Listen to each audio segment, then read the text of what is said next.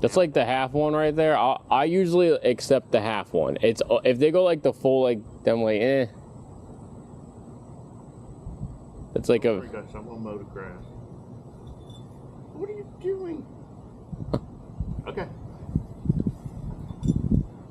And so my rule for like the sit with the dogs is basically like they need to hold the position.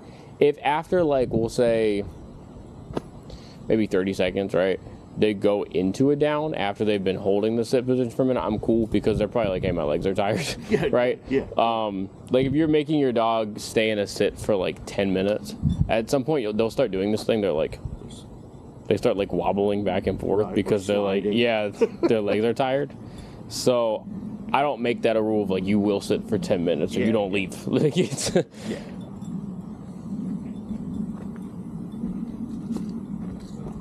But I almost like refer to this session when I give when I get everybody to do the commands. I refer to almost like the e-collar, like tune up, because it's like everything is there. It just needs to get tuned up really fast. Yep. Yeah. Which as trainers, that's what we do. Like most of the program is not teaching a command; it's reinforcing it in random scenarios, right? So after the first 2 weeks, she knew what every command was, but it was like maybe some of them only like 40% of the time. And so you end up just reinforcing a lot. She knew the commands that she was in our living room and we had a treat in our hand. Right, Right. Which, then she's working for the treat, not obedience. Exactly.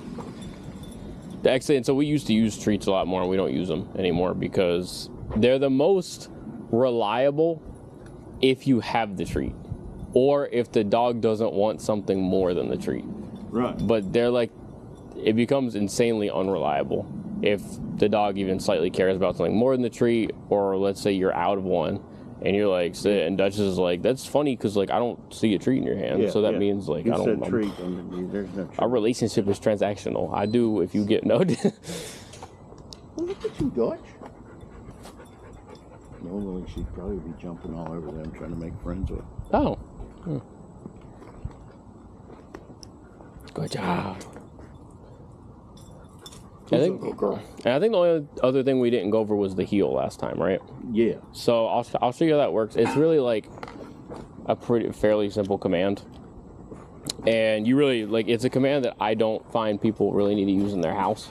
But like if you are downtown or somewhere where like you need her to stay kind of tight, what you do is you like get her walking. Dutchess, what are you fixated on? Come on, let's go. All right, heel, and she'll stay by. She's supposed to slow down. Come on. We're in a new area, I know. So what I would typically do is like if she's doing this, if I have like a leash on, I'll usually like put it in like a butt pocket or something, and reinforcing it's really quick. I put her back in the heel. Dude, you are like following all the paths to avoid me though. You're gonna make me. I'm not leaving until you can do it. You know that, right? Yeah. Okay. Because you're home, then you get to it. All right. Dutchess, heel. Heel. There we go. So basically the way it works is that she matches my pace. So if I walk faster, she walks fast. If we go slow, she goes slow. She can't, now the grass thing she's doing right here, that's not allowed. So I'm gonna go, Is it still on? Yeah, okay. Thank you. And basically that's the thing. She just has to match my speed. It's a little awkward to do the heel in the backyard, I'll give you, but But you see how she's staying tight next to me. Okay. Thank you. So the heel is a command that you have to take her out of, or you should. Yeah. So every command, right? You release them out. So sit, you release them. Like same thing with that. Yeah. Actually, if you put a dog in a heel for like long periods of time and never let them out of it, you do something called like heel grinding, which is really dangerous. It's where you frustrate the dog, and sometimes if they're like nervous or like snippy enough, they'll just like run, like after like 6 months of heel grinding, just like randomly bite a kid. Yeah, it's not it's not good. Great. So like people do that all the time with their like a nervous dog, right? If they're like, oh, she bites, I'm just gonna put her in a heel every time we go anywhere, because that's safe. Wink, wink. And like, you know, it looks safe. It's all of a sudden the dog's like, I've been doing this for 6 months. I'm nervous. I'm tired of this. There's a kid right here. I'm just boom. Yeah, it's not a great idea. For her, I don't think like she would go full on like that. But if you grab like just, she's in a heel anytime she sees you for 20 minutes, right? she'd definitely get frustrated. She'd probably do a little bit. She might nip a teeny bit. Because she does have a little bit of, you know, she's got a little oomph in her. Yeah. So the way that I was correcting the heel, because you saw she was kind of all over the place in the beginning, and then we did that like final walk back, and she was like really tight with me. The rule for that is just I kind of want her head to be kind of like near my feet and like pretty close. She doesn't have to be like touching me, but like in this general vicinity. And she's a bigger dog, so it actually makes it easier to correct the heel. The smaller dogs get more space because if you did train them to follow your foot exactly, you would actually like risk stomping on them. Like if you have like a dachshund, right? Like there's a risk if you train them to be like that tight, you're just gonna be walking. Just you don't want that. So, but that's pretty much like the heel. So we'll just kind of like let's go back in the house because I think like she did the recall for you pretty well. Yeah, she did initially. So we'll just go back in the house. Yeah. And if she does like any weird behaviors and stuff, but I'm really not. Everything she's doing fairly well. I think you just reinforce it. Yeah, we just need to keep it up. But I want to go back in there. She realizes that I'm you. Yes. And you're gone. Yes. Yeah. He is me and I am him. No. All right. Let's go. Dutchess, let's go.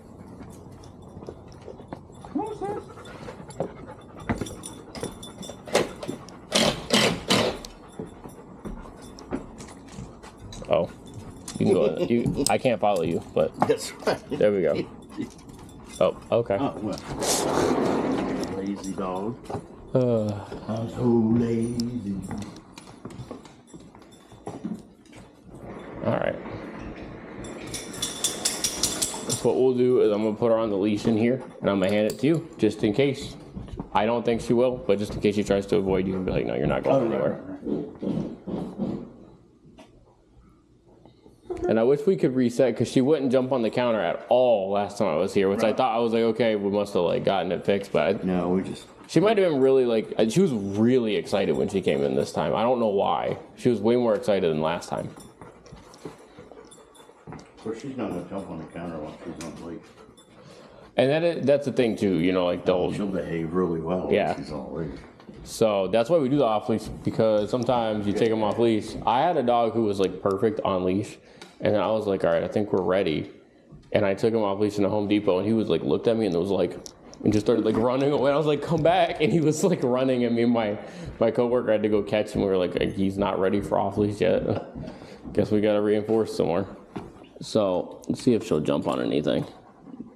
I made sure to be very gentle because I had somebody while I'm holding it just full length, and I was like, oh, like hit my finger, the metal piece. Well, and I read some reviews of those leashes, and they were bitching about the end breaking off, and I was like, and then as soon as you mentioned that, I was like, maybe it was your fault. Yeah, so I mean, if you do really retract from 25, it's gonna break. I mean, if I've had like this tear once, but to be fair, it was really old. You can't expect anything to last like forever, right? Especially a leash. And also the day it broke, it was already old. And on top of that, the dog, I was walking this really old leash, right? It was a dog named King, who was a shepherd, German shepherd. And he was in our program for protection work. And I'm sure you can imagine how he acted. He was very like, he just was always like this. Just like, it was like his like second day with us too. So I put him on the leash and he was like he was ready to go. He was really hyped up. But I think the name King probably speaks for itself. Exactly. And I believe this is my leash right here, so let me just make sure that I get it off. Dutchess. I just used the pink. I didn't use the pink one because like it's not too loose in like regular life, but like for training, there is a slight chance it's loose enough to where she could have popped out of it, and if she did, and I didn't have a good recall trained with her, she gone. Well, that's the reason I had that up prong collar is because she slipped out of that leash. Yeah. A couple of times, and I had to chase her all over the damn neighborhood. Oh god. With treats. And she's fast. And she's like fast. She randomly gets really fast. Oh so, yeah. Yeah, so like I said, the big thing is like if she have the e-collar ready in hand, if she goes to jump on something, it's a nope with that. Same thing with like to keep the transmitter in my hand. And then also like same thing if she tries to go and start something with one of the little dogs, nope. Especially. And it's got to be a really loud nope, because it's got to be like this is not okay. Yeah. Yeah. This is not like. Yeah, you can't do what I told you about the food off the counter. Yeah, I can't tell you about. I don't want to see what I told you about when I told you the client was like, no. Yeah. Come back. Stop. Yeah. All right, Dutchess. Well, do you have any questions or anything that I could? No. Okay. Well, if you do have any, you have the number. We have the lifetime warranty on every single dog that we train. Right. So if you have any problems, we'll come out and help you. There's only one thing that like goes with that, and that's if like we tell you what to work on, and then you decide to go and like do the opposite. That can void it, right? Yeah. Like some people, they have the lifetime warranty when they get the program, and then they'll go and buy like another trainer's course, try to implement their ideas and fuse that training with ours, and it's like you've like confused it, and the dog doesn't know. And now for me to get back on track, I'd probably have to come out here like 3 or 4 times in a row. So that's like the only thing that voids it.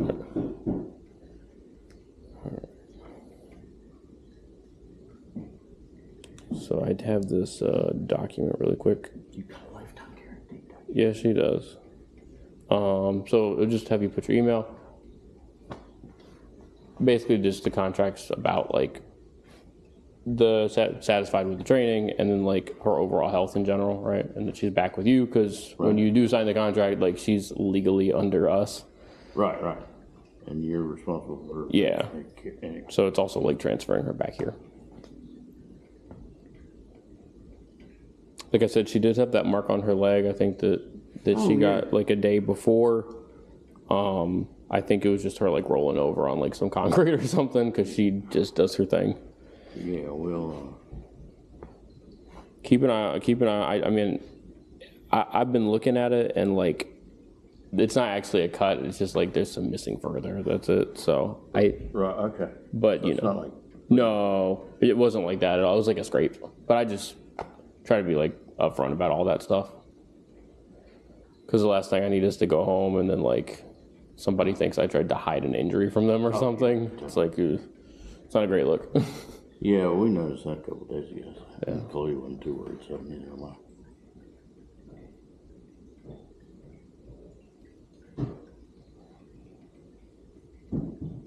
Anytime we have any kind of actual thing that's like beyond just like a scrape, we do always like put it in our notes or something, like for the contract. That way it's in there. Finishing. Doesn't usually take this long. Is it just my phone being slow?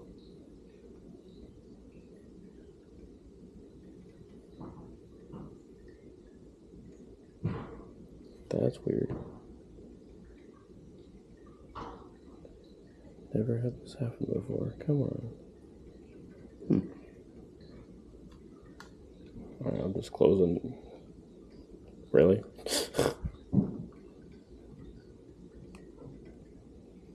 I don't think my reception out here is bad. No, it shouldn't.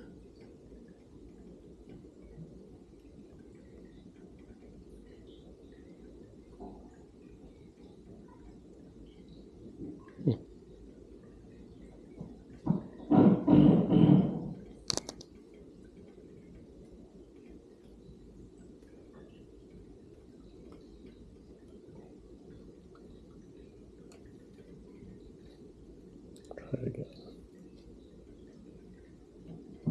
Of course, like right as I'm finishing the session, my phone's like, I'm just gonna like not work. This is a new phone too. It should not be doing this.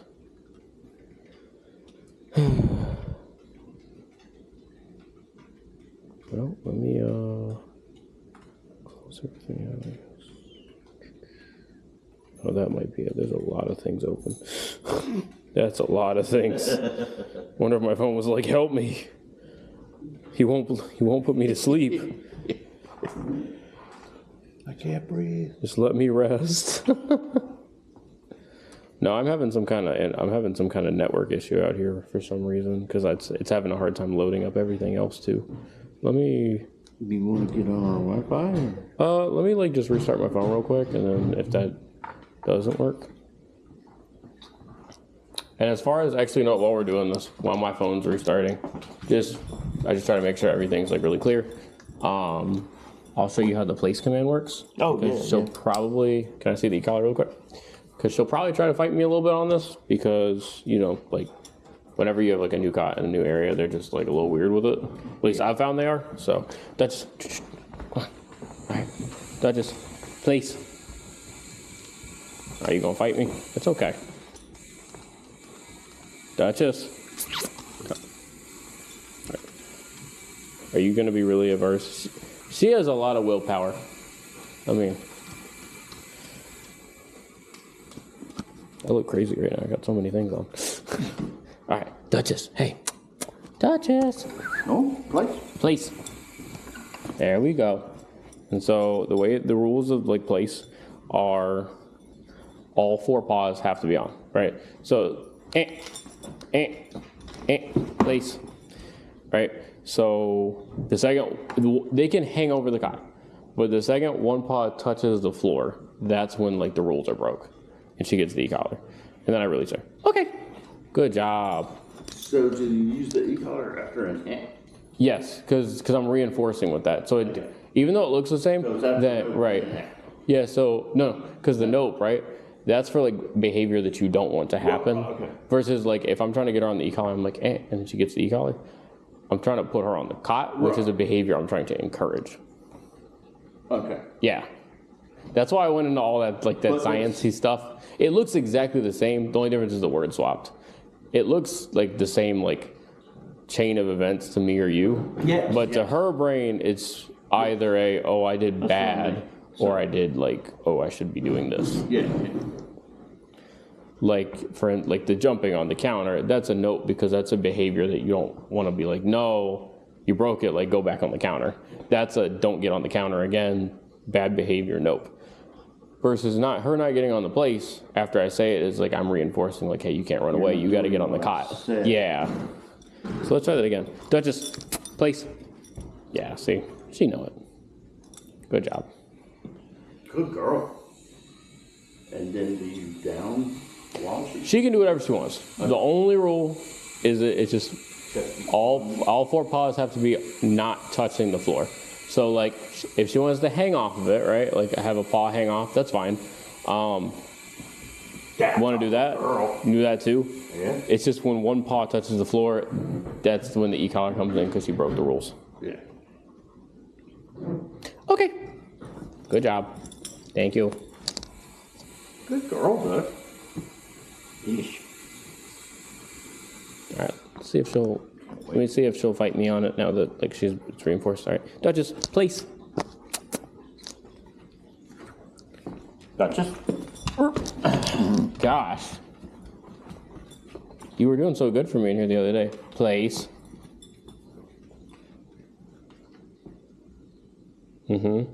I know. Good girl. She's like, do I really have to do it? Good girl. So this right here, what she's doing is actually wouldn't release her yet because this is what you want to look for. Look at the eyes. If you see her staring at you, that's like an anxious stare, which is she's like, are you really going to make me do this? Until she's forced to settle, I'm not going to let her go. I mean, and obviously like after that first week of like getting everything adjusted, you can just place her for like a minute. It's not like you got to look every single time for the rest of her life if she's staring. Right. Yeah, like she's not intensely staring at you where I know. Good girl.